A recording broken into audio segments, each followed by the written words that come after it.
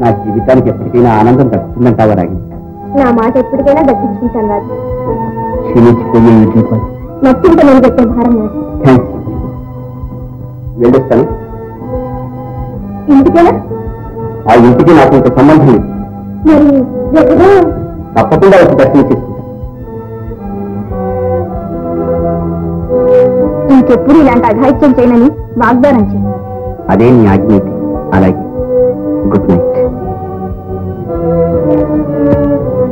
ఏమిటక్క ఇదంతా? ఆపద్దని అంతకంటే ఇప్పుడు ఏం చెప్పనించింది?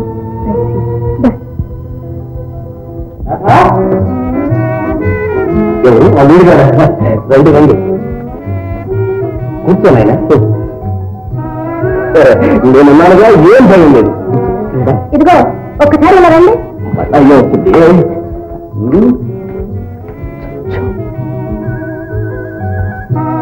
అమ్మాయి ఎప్పుడు తీసుకొస్తాడో అడగండి. అతనిడిగే లాభం ఇంకా ఆడుకుని కురాడు. లాభానికి చూస్తే ఇది వాళ్ళ అమ్మకి తెలిసిన విషయం. ఆ పాయింటే అడగవచ్చు. నా పాయింట్ ఏమో నేను చూసుకుంటాను. నేను ఏది కాదు చూసినప్పుడు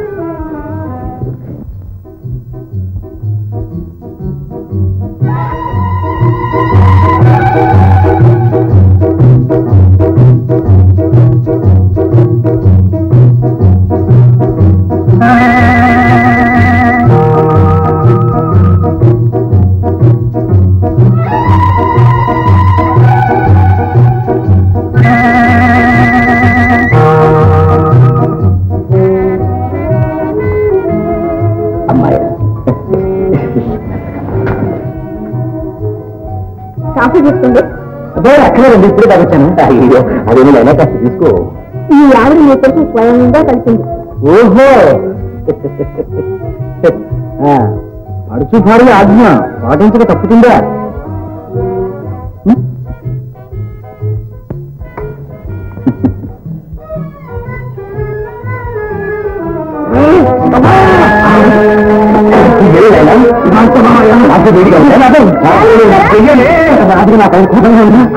మీరు చూసుకోలేదని మీ మీద కారాలు మిరియాలు ఆకారం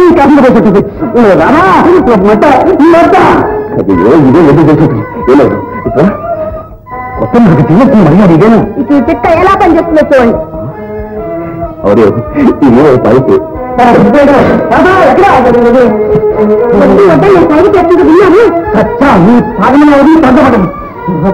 ఇప్పటికైనా తెలిసిందా? తొందరగా నన్ను ఈ మేక మీద తీసుకెళ్ళిపోతారా లేదా? ఓహో, నా నోరు మంది వేలనుకుంటే నేను సాధి చెబుతాను. అయితే కాదండి. రాగిణి,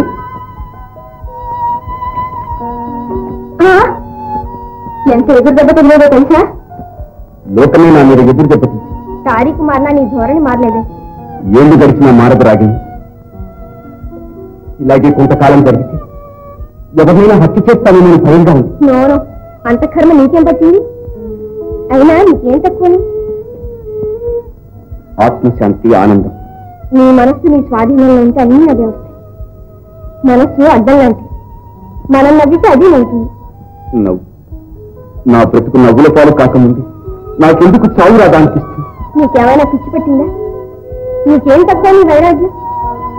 ఎంతో పెద్ద ఆస్తి, అంతస్తు, ఆదరించి ప్రేమించి అమ్మా నాన్న, బంగారం లాంటి భార్య. రాగిణి, ఆ పాప కుటుంబ సంగతి ఎత్తవద్దు ఎన్నిసార్లు చెప్పాను. ఏ మలిన గాథను మరిచిపోవాలని ఇష్ట ప్రయత్నం చేస్తున్నాను. దాన్ని మళ్ళీ నువ్వు పైకి తీయాలని ప్రయత్నిస్తున్నావు. ఏ కాలకూట విషయాన్ని కడుపులోనే జీర్ణించుకుందామని బాధపడుతున్నాను. దాన్ని నువ్వు కక్కించాలని చూస్తున్నావు. క్షమించు రాగిణి, మొరటుగా మాట్లాడి నీ మనసు నొప్పించి. ఏమిటది?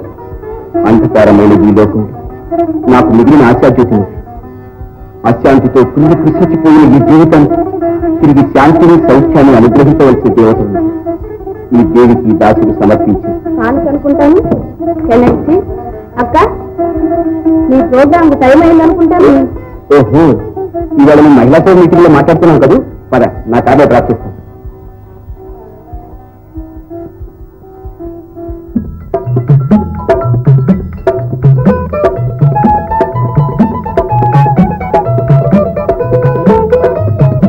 వస్తాను రాజు.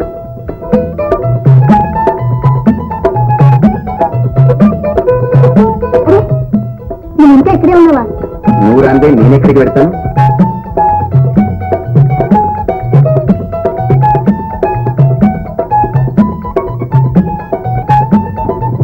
గుడ్ నైట్ రాజు. తెల్లవారి సరికి ఇక్కడ ఉన్నాను.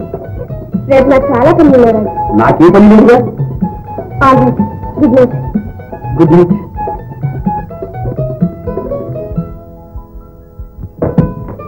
టైం అంతా చూసుకున్నావా?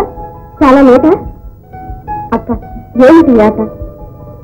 నా మీద నీకు నమ్మకం లేదా పద్మ? మన అన్నయ్య ఏమో తెలియని బాధల్లో చిక్కుకుని ఇలా ప్రవర్తిస్తుంటే నువ్వేం చేస్తావు? రాజు పెడదారిలో పడకుండా కాపాడాలంటే అతడు పడే గది ఎలాగైనా తెలుసుకోవాలి. అంతవరకు ఇంతకంటే వేరే గచ్చించడం లేదు. హలో రాధా, ఏంటో తెలుసా? స్వీట్స్. మీ అమ్మ పెట్టే కారానికి విరుగుడు. ఏమిటి పెట్టబెడ సర్దిస్తున్నావు? ఇది మరుస్తున్నారా ఏమిటి? కనీసం నీ ధైర్యం లేవు, లేకపోతే నీ అడ్రస్ కోసం నేను ఎక్కడ వెతుక్కుని చెప్తా, రాసుకోండి. శాంతి నివాస్, రాష్ట్రపతి రోడ్. Very good. శాంతి నివాస. ఇక నేను ఈ నరక నివాసంలో ఉండలేను. అక్కడికి వస్తే ఇంకా బాధపడతావు రాధా? మరేం భయం లేదు. అత్తగారు ఇంకా అవస్థ పడితే కీర్తైనా వస్తుంది. చేతనైతే నా ఇంటిని నేను దిద్దుకుంటాను. సరే సరే, అదే అదే అందుకే ఒక పంచవర్ష ప్రణాళిక తయారు చేసి నిన్ను తీసుకువెళ్ళడానికి నేను వచ్చాను. నా మాట వినకుండా నువ్వు మూతి కూర్చుంటే నేనేం చేయని చెప్పు.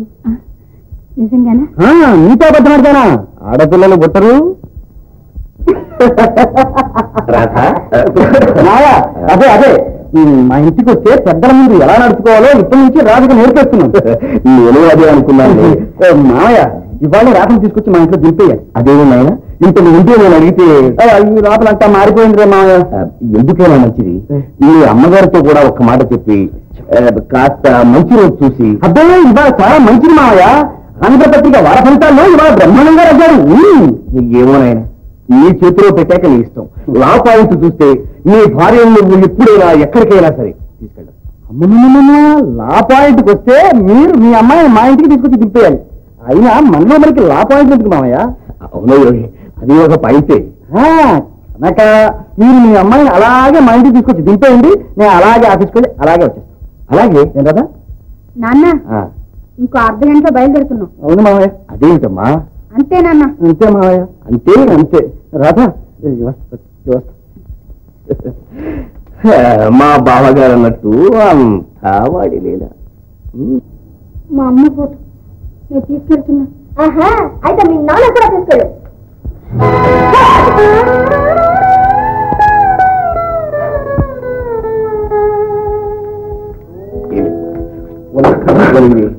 అసలు లా పాయింట్ చూస్తే ఇప్పుడు నా ఫోటో పక్కన నీ ఫోటో ఉండాలి. అదే నా బాధ. పైగా వాళ్ళమ్మ నాకు గుర్తుకు రాకుండా అవుతుంది చూడు. అయితే వచ్చేసేయండి, నా పేరు వెరవరైపోతుంది. ఏదో లా పాయింట్ నీకు అర్థం అవుతున్నదే.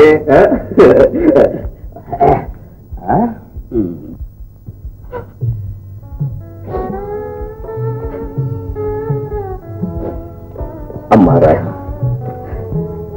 ఇదిగోనమ్మా. అమ్మా, అన్ని వివరనుకున్నట్టుగానే జరిగింది. నిన్నొక రాకాశ కంపులో పడేయాలని ఈ సంబంధం చేయించింది. నీకు నచ్చిన మగడని తెలిసి లా పాయింట్ అంటూ నేను నా నుంచి ఆడుతూ వచ్చాను. కానీ అత్తగారు ఆ శాంతమ్మ విద్యావంతురాలివి, వివేకవంతురాలివి. ఇంతకంటే నీకు నేనేం చెప్పగలనమ్మా? నా గురించి విచారపడకండి.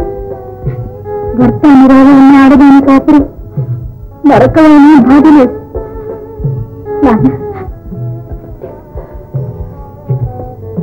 ఇలా నిలబడండి. నా మీద ఆయనకున్నటువంటి ఆదరణ, అభిమానం కలకాలం ఇలాగే ఉండేటట్టు జీవించండి. లేదండి, ఏ కన్న తండ్రైనా ఏమని ఆశీర్వదిస్తాడు? దేవుడే ప్రత్యక్షమై నీకేం వరం కావాలని అడిగితే నా కూతురు కష్టపడకుండా కలకాలం బిడ్డా పాపలతో సుఖంగా కాపురం చేసేటట్టుగా దీవించమని కోరుకుంటాడు. అమ్మ కూడా నాతోనే వస్తుంది. నీ ఆశీస్సులుంటే నాకే లోటు రాదు. అమ్మా, సిగ్గుపడకండి, సిగ్గుపడకండి. బావగారా నమస్కారం బావగారు రండి కూర్చోండి ఎవరండి? నమస్కారం అక్కయ్య గారు మీ సొమ్మును మీకు అప్పగించడానికి వచ్చాను అమ్మా మావగారికి అత్తగారికి నమస్కారం చెయ్యి దీర్ఘ సుమంగళి భవ గోపి తీసుకురమ్మని చెప్పాడా? వాడు ఇప్పుడు పెద్దవాడైపోయాడులేండి. అదైతే లక్ష్మి నేను పరువులు పోయొద్దని చెప్పానమ్మా. నేను ఇప్పుడు అక్కడైతే అంతావాడి లీల అమ్మా లక్ష్మి అమ్మాయిని పైకి తీసుకెళ్ళు తీసుకెళ్ళమ్మా. రారాధా పండి పండి. వాడి పెళ్ళానికి వాడు ఎక్కడ విడిది ఏర్పాటు చేసుకున్నాడో ఏమో. అందాక వాడి రూమ్ లోనే ఇద్దామండి. అక్కయ్య గారు రాధ తల్లి లేని పిల్ల తెలిసి తెలియపోయేదైనా తప్పు చేస్తే క్షమించి నేనే సరిదిద్దుకోవాలి. అన్నీ సరిదిద్దివాడు వాడున్నాడు కదా అన్నయ్య గారు. గోపి నాతో ఒక్క మాట చెప్పింటే ఈ గదంతా బాగు చేసిండేదాన్ని. ఇప్పుడు మునిగిపోయిందేముంది? మన పూర్వులు అడవుల్ని అరికట్టి పెద్ద పెద్ద పట్టణాలు కట్టారట. మనం ఈ అడవిని 10 నిమిషాల్లో పడగది చేసేద్దాం. అక్క ఇలా కూర్చో. ఇక నుంచి ఇంటి పనంతా నా వంతు. నువ్వు కదిలితే నా మీద ఓటు అంతే. ఇక నన్ను పడక మీదే కట్టి పడేసేలా ఉన్నావే. కడుపుతో ఉన్నవాళ్ళు కష్టపడి పని చేస్తే ప్రసవ కాలం తేలిగ్గా ఉంటుందని డాక్టర్ చెప్పారు. రాధా కూర్చో అమ్మా కూర్చో. నీ మంచితనం నీ ఓర్పు మా రాధ కూడా నేర్పుతల్లి. తండ్రి పిలిచిన బిడ్డ తగని ఆవేశం నువ్వు ఉన్నావని ఆశతోనే ఇక్కడ వదిలిపెట్టి పెడుతున్నావు. ఇక నీదే భారం తల్లి. మీరేం బాధపడకండి నాన్నగారు. ఇది పెద్దలు చేసిన పెళ్లి మాత్రమే కాదు, మా రాధ గోపి ఈ ఇంటిని బృందావనం చేసేస్తారు. అక్క నాకంతా తెలుసమ్మా. గోపి నా దగ్గర ఏది దాట. ఇక నేను వెళ్ళొస్తానమ్మా.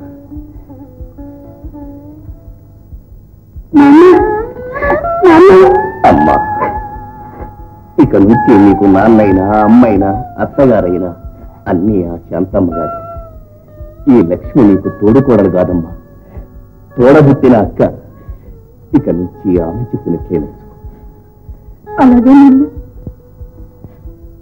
ధైర్యంగానే ఉంటాం. మీరు దిగులు పడకండి నాన్నగారు. ఉన్న ఊర్లోనే కాపురం. మనసైనప్పుడల్లా ఎవరు కావాలన్నా వచ్చిపోతుండొచ్చు. అమ్మ నాన్నగారిని వెళ్ళి రమ్మను.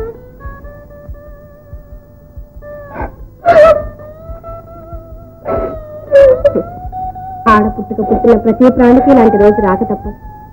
అందరూ ఇలాగ వచ్చిన వాళ్ళవేగా.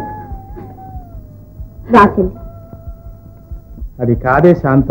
ఇదిగో నా మాటకు అడ్డు అవుతుంది. మీకు ఎన్నిసార్లు చెప్పాను? నోరు మూసుకొని కూర్చోండి. నేనేనా శాంత? వాడి లీల. ఈ ఇల్లంతా మరామత్తు అయ్యే వరకు తన పెళ్ళాన్ని అక్కడ కాలు పెట్టదన్నాడుగా. మరి చిట్టి దాని మీద ఎగుతారందుకు మీరు? నా ఆజ్ఞ లేకుండా దాన్ని ఇంటికి తీసుకురావడానికి ఆ గోపిగాడికి ఎన్ని వేల గుండెలు ఉన్నాయి అంటాను. బియ్యంకుడు వెళ్ళేదాకైనా కాస్త ఊరుకోరాదటే. ఈ గొడవ మనకి ఎప్పుడు ఉండేదేగా. ఎందుకు అలా గొంతు చించుకుంటావు శాంత? నేను గొంతు చించుకున్నానా? అన్ని కడుపులో పెట్టుకుని భూదేవిలో సహించినందుకు అనాల్సిందే. అనంటే ఏం చేస్తాను? శాంత చాలండి. కన్న తల్లినే భయం భక్తి లేకుండా అమ్మ మీద రైతులేసి కొడుకు కథమాయిస్తారు కానీ నన్ను కథమాయిస్తున్నారా? మళ్ళీ రాని చెప్తాను.